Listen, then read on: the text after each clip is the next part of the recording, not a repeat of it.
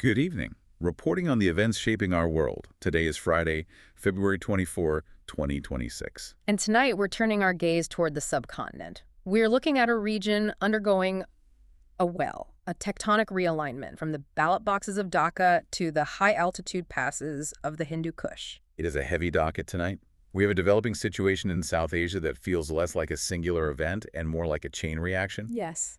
We're tracking a seismic political shift in Bangladesh following the February 12th elections, a high-stakes game of diplomatic poker played out on a cricket pitch, and, perhaps most concerning, escalating military rhetoric on the Pakistan-Afghanistan border. It's a region in flux. Old alliances are fracturing, and new, perhaps unexpected alignments are emerging from the rubble. We are seeing decision-makers in New Delhi, Islamabad, and Dhaka rewriting the rulebook in real time. But before we go to the wire, we need to establish the provenance of the intelligence powering this broadcast. This deep dive is brought to you by our sponsor, ProWave AI. Right. And the analysis itself is generated by Stylo News. Now, for the uninitiated, Stylo News is not your standard news aggregator. It is the consumer-facing adaptation of the Stylo Intel Ops software. And that is a distinction with a significant difference. Intel Ops is a tool designed primarily for enterprise operations. We are talking about governments, militaries, and major business conglomerates. Precisely. It utilizes what is known in the trade as pattern-of-life analysis. It tracks the behavioral norms of a region or a target to identify anomalies. So when you use Stylo, you aren't just reading headlines. Exactly. You are accessing multilingual intelligence. It covers over 20 languages. This is the exact kind of data that global decision-makers use to navigate crises like the one we are discussing tonight. It is essentially an industrial-grade lens for the informed citizen. So let's apply that lens to the map. We begin in the east. The headlines are calling it the Bangladesh reset. A reset is a polite way of putting it. On February 12th, Bangladesh went to the polls. Now, context is king here. This was a historic moment. The first general election following the chaotic ouster of former Prime Minister Sheikh Hasina back in 2024. The country has been in a transitional state, a sort of political limbo, really for 2 years. And the anticipation leading up to this, if you looked at the Western press, was that this would be a highly fragmented result. A coalition government, perhaps, or a hung parliament. That was the prevailing theory. The reality, however, was emphatic. We are looking at a decisive victory for the Bangladesh Nationalist Party, the BNP. Under the leadership of Tariq Rahman. Yes, they secured 213 out of 300 seats. It is a landslide by any definition. A landslide that fundamentally alters the board. The Awami League Hasina's party was effectively absent from this contest. But looking at the opposition benches, I see a detail that might cause some sleepless nights in Western capitals. You're referring to the resurgence of Jamaat Islami. I am. That is the critical detail. Jamaat Islami took 76 seats. Now, for the listener who might not follow Bengali politics closely, Jamaat is an Islamist political party that historically opposes secularism. Right, so their resurgence signals a major shift in the internal ideological balance of the country. It does. It moves the needle from the secular nationalism of the previous decade toward a more religiously integrated governance model. Which brings us to the geopolitical pivot. You might expect India, having had such deep, almost symbiotic historical ties to the secular Hasina regime, to be stepping back in alarm. Logic dictates that New Delhi would be cold-shouldering a BNP-Jamaat alliance. You would think so, but this is where 2026 surprises us. They aren't stepping back. They are leaning in. We saw Indian Speaker Om Birla attending the swearing-in ceremony. He didn't just show up for the photo op either. He delivered a handwritten letter from Prime Minister Modi inviting Tariq Rahman to visit India. That is classic realpolitik, pragmatism over ideology. It is a recognition of geography. India shares a 4,000-kilometer border with Bangladesh. They simply cannot afford a hostile eastern flank. Especially with the Chicken's Neck corridor being so vulnerable. Exactly, that narrow strip of land connecting mainland India to its northeast states.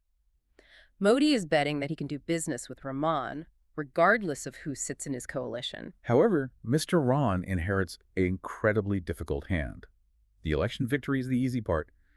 Governance is the headache. The metrics are grim. According to Transparency International's 2025 report, Bangladesh is ranked 13th on the Corruption Perceptions Index.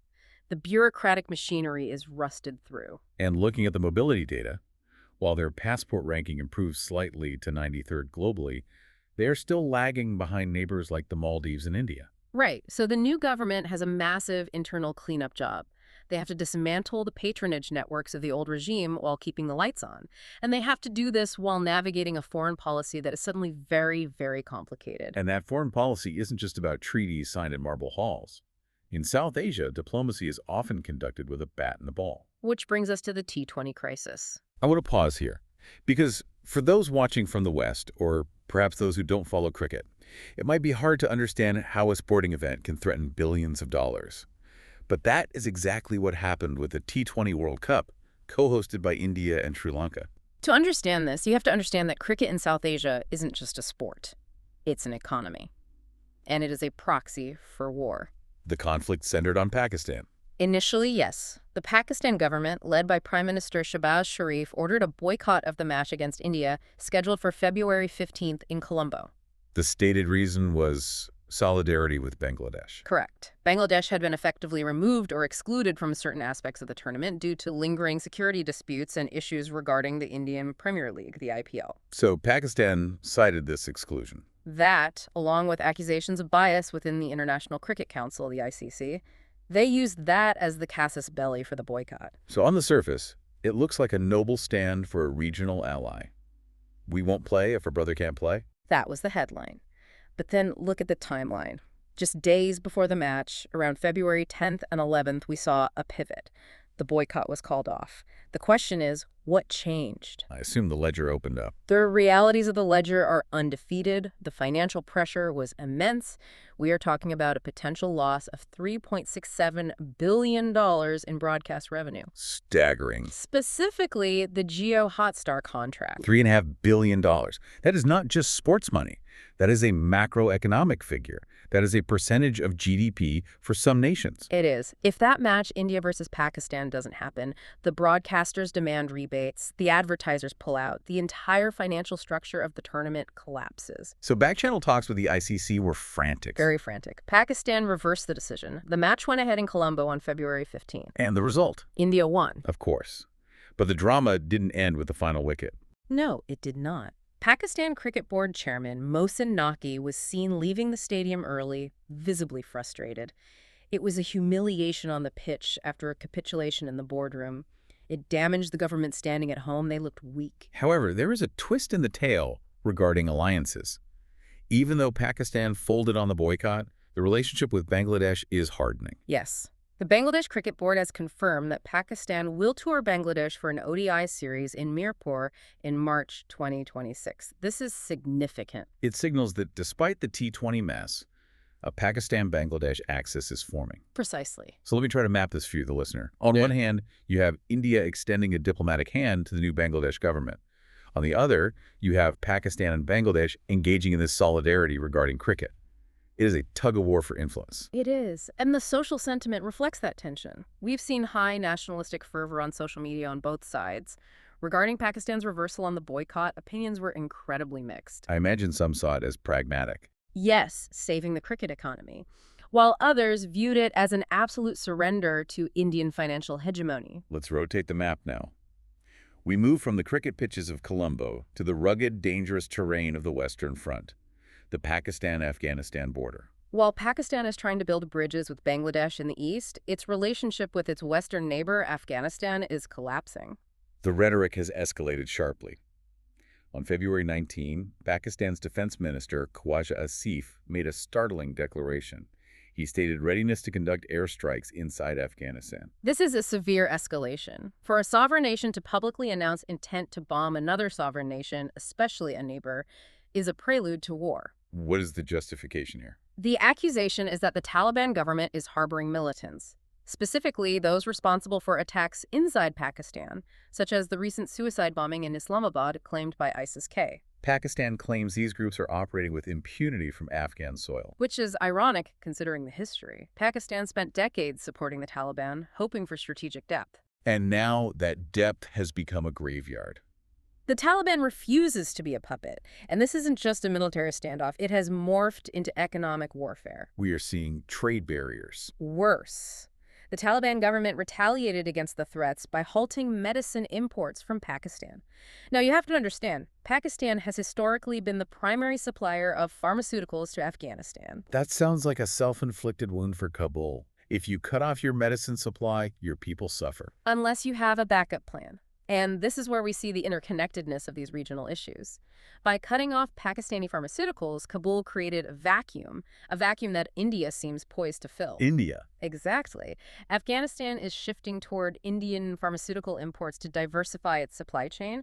So you have a situation where Kabul, run by the Taliban, is bypassing Islamabad to link economically with New Delhi. That is a classic example of my enemy's enemy is my friend, even if that friend is ideologically opposed to you. It shows that the Taliban is prioritizing survival and autonomy over ideology. They want to break their dependence on Pakistan. And speaking of strange bedfellows, we have reports of Belarus entering the chat. Yes, a rather unexpected player.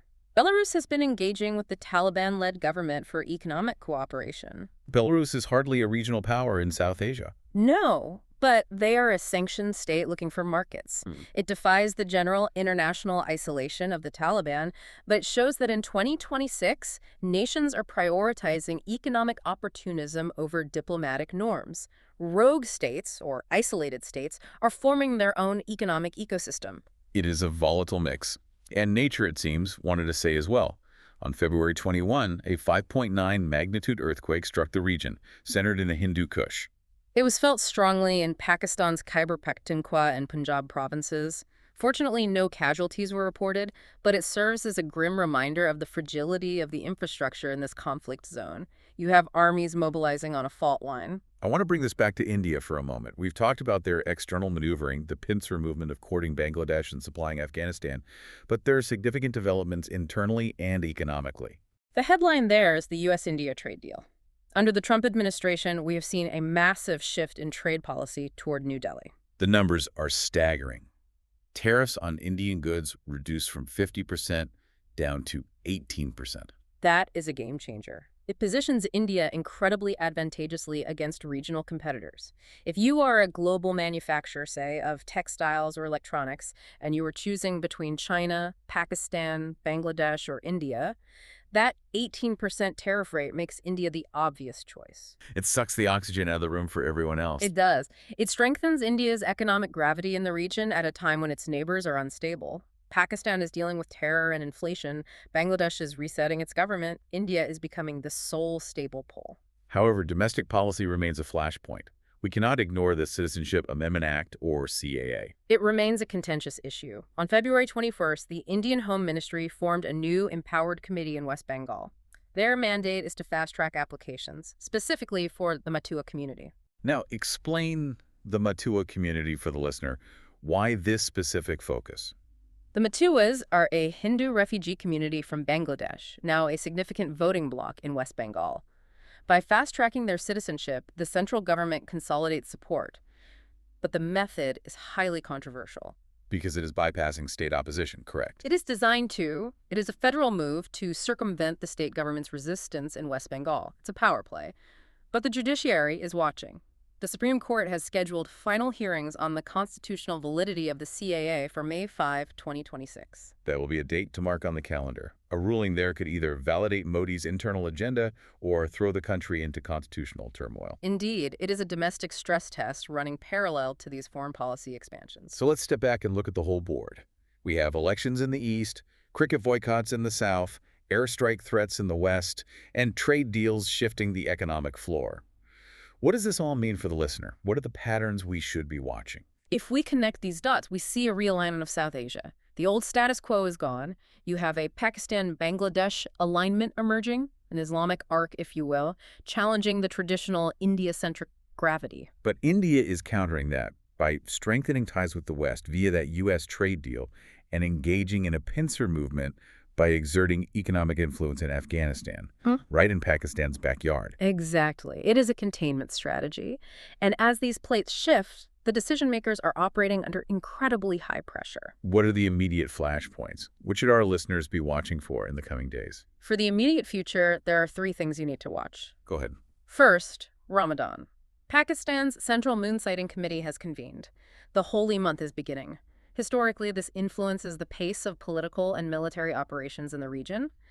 Tensions often simmer, but kinetic action might slow down. Or, conversely, militants might use it as a symbolic time for attacks. The diplomatic visits. Watch the outcome of the invitation extended to Bangladesh's new PM to visit India. That meeting, if it happens, will define the next 5 years of Eastern South Asian politics. Will Tariq Rahman shake Modi's hand? The optics will tell us everything about whether pragmatism can overcome the ideological divide. And third, the sports. The Pakistan ODI tour of Bangladesh in March. It's no longer just a game. It is a stress test for this new solidarity between the two nations. How the crowds react, how the security is handled, that will be the real barometer of the relationship. It seems the region is sitting on a powder keg, but everyone is trying to sell matches to the fuse. A vivid, if worrying, analogy, but accurate. We are witnessing a delicate dance where one misstep, a border skirmish, a diplomatic insult, or another terror attack could cascade into a broader conflict. We will leave the analysis there for tonight, but before we sign off, I want to break the fourth wall for a moment. For the modern listener. Exactly. This briefing, this depth and insight, was powered by Stylo News. We live in an era of information overload. We are drowning in noise. Stylo News cuts through that. It is a mobile and computer app that allows you, yes, you listening to, download and customize personal intelligence-style briefs. It's not just about reading the news. You can pull from hundreds of traditional news sources, but also social platforms like X. It aggregates the chatter, finds the patterns, and gives you the signal. It is basically having an intelligence analyst in your pocket. You can subscribe at www.stylonews.com for on-demand, AI-powered news. It helps you see the world as it is, not just as it is reported. If there is a specific region or topic you want us to cover in a future deep dive, let us know. We build these briefs for you. And be sure to follow Stylo News on your favorite social media platforms. Thank you for tuning in to this deep dive. We appreciate you spending part of your evening with us. But before you go, I want to leave you with one final thought to mull over. We spent all this time tonight discussing borders and airstrikes and political alliances. But look at that earthquake in the Hindu Kush. It reminds us that there are forces completely ignoring these borders. What happens to these fragile new alliances when the real crisis isn't a cricket match or a trade deal, but a catastrophic failure of the water supply? The water treaties. Exactly. Yeah. When the Indus or the Brahmaputra rivers run low due to climate change, will this new diplomatic playbook be enough to stop a regional war over basic survival? Something for you to consider. Until next time. Good night and good luck.